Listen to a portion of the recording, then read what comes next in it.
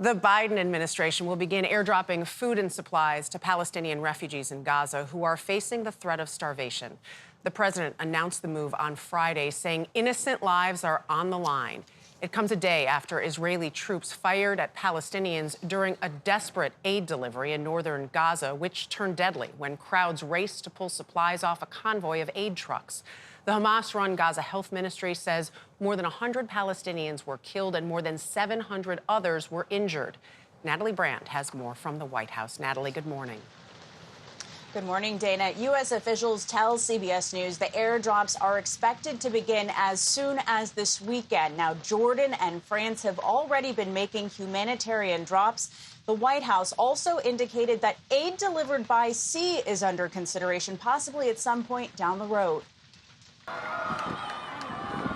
Dozens of parachutes holding parcels of much-needed aid, including food and baby milk, dropped to the ground in Gaza, where crowds of Palestinians rushed to collect it. People are so desperate that innocent people got caught in a terrible war, unable to feed their families. President Biden, seated next to the visiting Italian Prime Minister on Friday, announced the U.S. would join Jordan in airdropping humanitarian aid. The truth is, aid flowing to Gaza is nowhere nearly enough.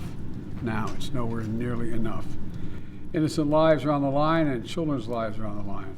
The White House says the drops will be part of a sustained effort, but National Security Council spokesman John Kirby acknowledges the complexities of such an operation. The big challenge is making sure that it's physically in a geographic location that is close to people that are most in need. This isn't like an area of a humanitarian disaster such as an earthquake or a hurricane site. This is a war zone.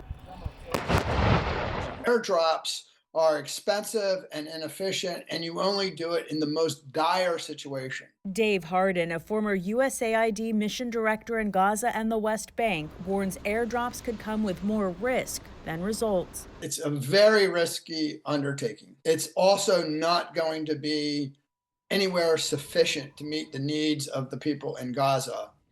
And more to the point, it's frustrating in the sense that the Israelis aren't opening more crossings that would allow for greater throughput. President Biden says the U.S. would put pressure on Israel to facilitate more truck deliveries of assistance. It comes as he's facing increasing political pressure by voters to do more and back a ceasefire, as evidenced by this week's Michigan primary, a state with a large Arab American population where 13% of Democrats voted uncommitted in protest.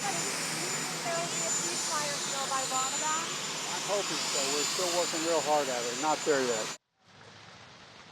As you heard the president say there, he's hoping for a possible deal by Ramadan, which begins in a little more than a week. The White House says an agreement for a 6-week ceasefire is still on the table to allow for the release of more Israeli hostages and to surge more humanitarian aid into Gaza. Nancy.